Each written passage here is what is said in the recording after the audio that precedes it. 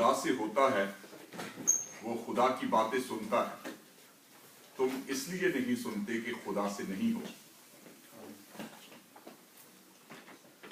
पिछले समय से हम खुदा के कलाम पर गौर करते आ रहे हैं, 5 सेंस के ऊपर। उसमें से हमने एक बात को लिया है कि सुनना, और सिर्फ सुनने के ऊपर हमने काफी हफ्ते गुजार दिए। उसकी वजह यह है कि सबसे जरूरी बात है कि इंसान सबसे पहले सुनना शुरू करे। जितनी देर उसको सुनना नहीं आता उतनी देर तक आगे बढ़ने का भी कोई फायदा नहीं, क्योंकि कलाम ने कई जगह पर बताया है, यीशु मसीह ने भी कहा, खुदा के दासों ने भी, उसके रसूलों ने भी जो लिखा उसमें भी बार बार सुनने के ऊपर गौर फरमाया और बताया कि सुनना क्यों जरूरी है। और जगह जगह पर गिला भी किया गया कि तुम सुनते हुए भी नहीं सुनते और समझते हुए भी नहीं समझते, देखते हुए भी नहीं देखते हो। तो खुदा का कलाम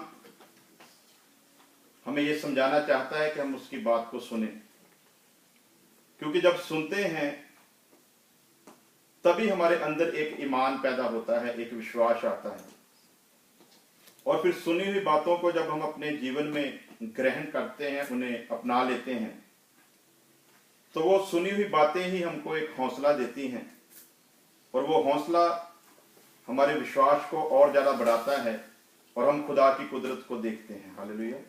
सो जितने देर सुनते नहीं हैं, खुदा का कलाम यहाँ पर कहता है जो परमेश्वर से हैं वह परमेश्वर के वचन को सुनते हैं, उसके कलाम को सुनते हैं।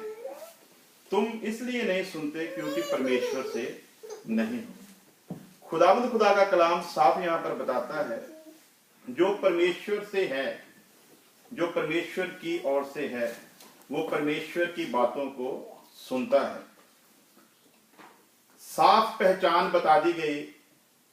इसका मतलब यही है कि जो नहीं सुनता वो फिर परमेश्वर से नहीं है। नीचे साफ लिख दिया गया, तुम इसलिए नहीं सुनते क्योंकि तुम परमेश्वर से नहीं हो।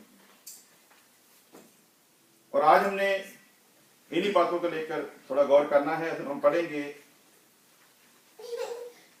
ज़बूरों के बाद की जो किताब है उसको उर्दू में क्या कहते हैं? यस। उसका चैप्टर 1 उसकी 20 वर्ष से चंद वर्षों के ऊपर हम विचार करेंगे।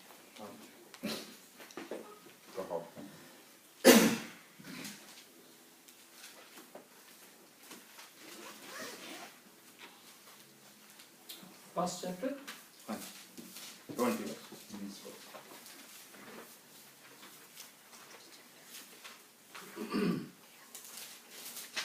सुनो, बुद्धि गलियां ते बाजारां ਵਿੱਚ ਉੱਚੀ ਉੱਚੀ ਬੁਲਾ ਰਹੀ ਹੈ।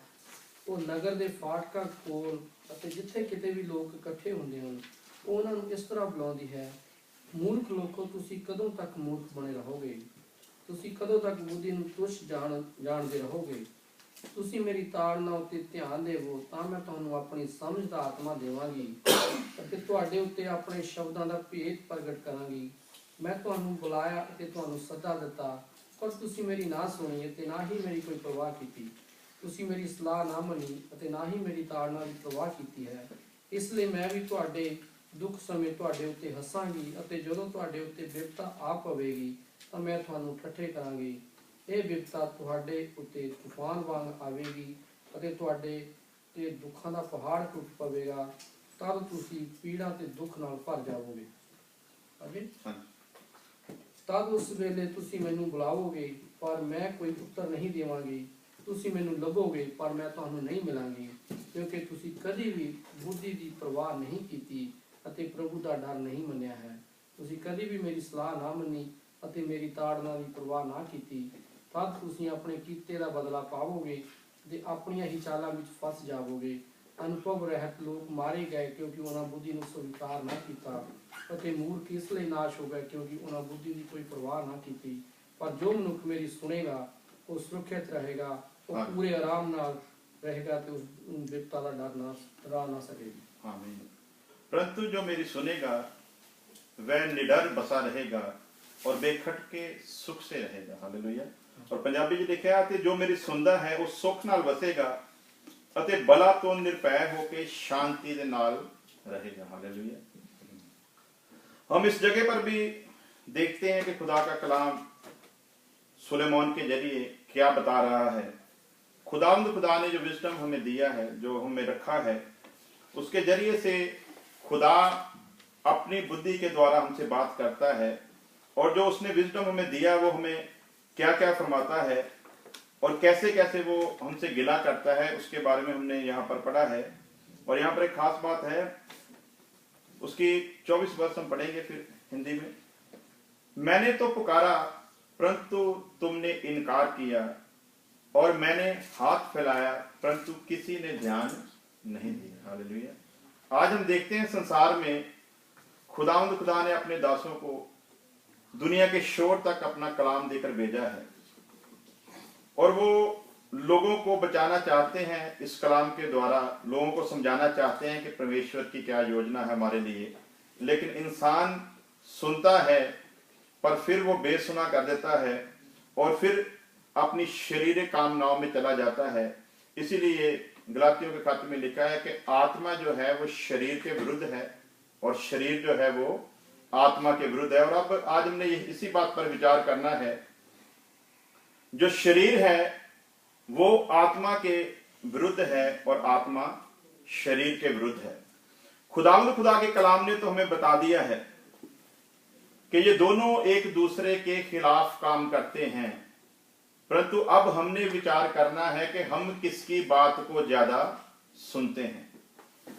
फिर बाइबल में लिखा, जो आत्मिक लोग हैं, जो रूहानी लोग हैं, वो रूह की आवाज को सुनते हैं और रूह के द्वारा चलते हैं और रूह जैसा फरमाता है वो वैसा ही करते हैं। जो शारीरिक लोग हैं वो शरीर की आवाज को सुनते हैं, शरीर के अनुसार काम करते हैं, जो शरीर कहता है वो वही करते हैं। इसीलिए कलाम में लिखा, जब कामना जो इच्छा गर्भवती होती है तो पाप को जन्म देती है।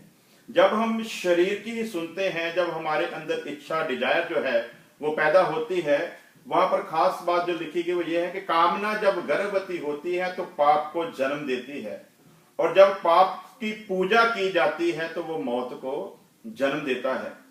इंग्लिश में डिजायर, उसके बाद जब इसको नहीं रोका जाता तो लस्ट करके बयान किया गया है। वहां तक खुदा नहीं चाहता कि कोई भी इंसान जो है उस हद तक पहुंचे। उस हद तक जब पहुंचता है तो फिर एक समय ऐसा आता है जब खुदा भी अपना मुखड़ा हमसे छुपा लेता है। वहां तक नहीं पहुंचे इंसान, इसीलिए खुदा ने यीशु मसीह को इस जहान में भेजा। इसलिए जगह जगह कलाम हमें हौसला देता है। यहां तक खुदा के कलाम ने हमें सहारा दिया और एक आश्वासन दिया, एक हमको आशा दी है। और यूहन्ना ने बहुत क्लियर लिख दिया कि हे बच्चों, तुम पाप ना करो, क्योंकि पाप से परमेश्वर को हमेशा नफरत रही है। तुम पाप मत करो। लेकिन वहां पर फिर भी वो हमको सहारे के लिए, एक अच्छी आशा के लिए, एक खुदा की मोहब्बत को बयान करने के लिए, वहां पर यूहन्ना जो खुदा का बहुत ही प्रिय शागिर्द था, वो हमको हौसला देता है। पहली बात तो ये है कि अब तुम नई जीवन में आ चुके हो, नई जिंदगी में आ चुके हो, इसलिए तुम्हें पुरानी बातों को छोड़ देना चाहिए, उनको अपनी जिंदगी से अलग कर देना चाहिए। फिर भी वो कहता है, बच्चों यदि तुम पाप करो का मतलब ये नहीं कि तुम पाप करते रहो। करो का मतलब ये कि अचानक अगर तुमसे कोई पाप हो जाता है तो भी बेदिल मत होना, क्योंकि हमारी सिफारिश करने के लिए खुदा के दाहिने हाथ एक बैठा है जो पिता से हमारी सिफारिश करता है कि ऐ पिता, इसे एक मौका और दे दे। हालेलुया।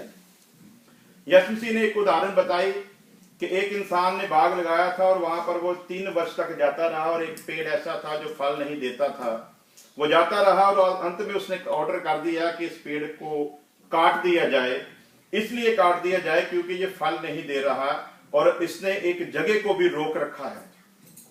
तो माली ने गुजारिश की कि जहां आपने इतना सब्र किया वहां एक मौका मुझे और दिया जाए, मैं अच्छे से इसकी देखभाल करूंगा, अच्छे से इसकी परवरिश करूंगा, अच्छे से इसके चारों तरफ मैं खाल खोदूंगा, अच्छे से इसको मैं खाद पानी दूंगा, एक मौका दो, शायद ये अगली बार जब आप आओ तो ये फल दे, अगर ना दे तो फिर जैसी आपकी मर्जी होगी वैसा आप कर देना। हालेलुया। आज प्रभु यीशु मसीह जो हमारी सिफारिश करता है वो एक बार दो बार नहीं, क्योंकि यीशु मसीह ने जो कहा है वो अचानक से कोई भी ऐसा शब्द उसके मुंह से नहीं निकला जैसा कभी कभी हमारे मुंह से निकल जाता है। यीशु मसीह ने अचानक से कोई बात नहीं कही। यीशु मसीह ने यहां कह दिया कि अगर तेरा भाई गुनाह करे तो तू उसको 7 का 70 गुना माफ करना। तो इंसान को यदि इतना हुक्म बड़ा दिया गया है तो यीशु मसीह उससे कहीं ज्यादा करने की ताकत रखता है। हालेलुया। जिस खुदा के बेटे ने इस हद तक माफ करने के लिए कहा, जिस खुदा के बेटे ने दुश्मन को माफ करने के लिए कहा, जिस खुदा के बेटे ने यहां तक कहा कि जो तुम्हें सताते हैं, जो तुम्हें तंग करते हैं, जो तुम्हें दुखी करते हैं, तुम उनके लिए भी दुआ करो। तो जब उसने हमको ये कहा है, इसका मतलब ये है कि वो इससे कहीं ज्यादा करने की ताकत खुद रखता है। कलाम हमें सहारा देता है। कभी कभी हम ये देखते हैं कि कुछ खुदा के ऐसे लोग भी हैं जो कलाम को बताते कलाम के अनुसार हैं, इसमें कोई शक वाली बात नहीं है, लेकिन कभी कभी सुनाने का ढंग और कहां पर सुनाया जा रहा है, वहां पर सुनाया हुआ कलाम लोगों को बचाने की बजाय कभी कभी लोगों के नाश का कारण भी बन जाता है। पिछले दिनों में मैं इस पर विचार कर रहा था। मैं ब्रदर पॉल दीनाकरण की एक वीडियो देख रहा था। उस वीडियो को जब मैं देख रहा था, उसका मेन जो टॉपिक, जो मेन सब्जेक्ट था, वो इसी बात के ऊपर था कि खुदावंद खुदा आपको बहुत मोहब्बत करता है। हालेलुया। इतनी मोहब्बत करता है खुदावंद खुदा के आप सोच भी नहीं सकते। वो किस हद तक आपको माफ कर सकता है आप सोच भी नहीं सकते।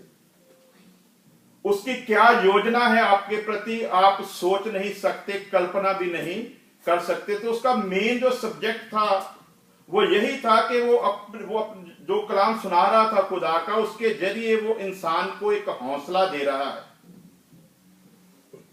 इंग्लिश में क्या कहते हैं? इनकरेज करना, एनकरेजमेंट करना। ठीक है। वो इंसान को हौसला दे रहा है, तसल्ली दे रहा है। कभी कभी कलाम, कभी भी जब खुदा का कोई दास सुनाता है तो कलाम गलत नहीं होता, सुनाने वाले का नजरिया कभी कभी गलत हो जाता है, सुनने वाले का नजरिया कभी कभी गलत हो जाता है। कभी कभी सुनाने वाले को यह पता नहीं होता कि सामने वाले जो बैठे हैं वो किस हद तक किस बात को बर्दाश्त कर सकते हैं, किस हद तक उनको कोई बात बतानी चाहिए।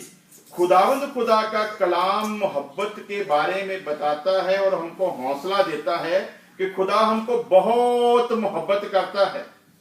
फिर एक दूसरा खुदा का दास आता है जो ये कहता है कि खुदा जहां मोहब्बत करता है वहां वो पूरी जलन भी रखता है। हालेलुया।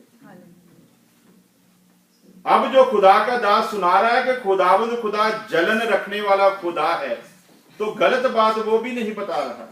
जहां उसकी मोहब्बत की कोई सीमा नहीं, वहां उसके क्रोध की भी कोई सीमा नहीं। लिखा है पैदाइश की किताब में कि खुदावंद खुदा को इंसान को बनाने पर अफसोस हुआ।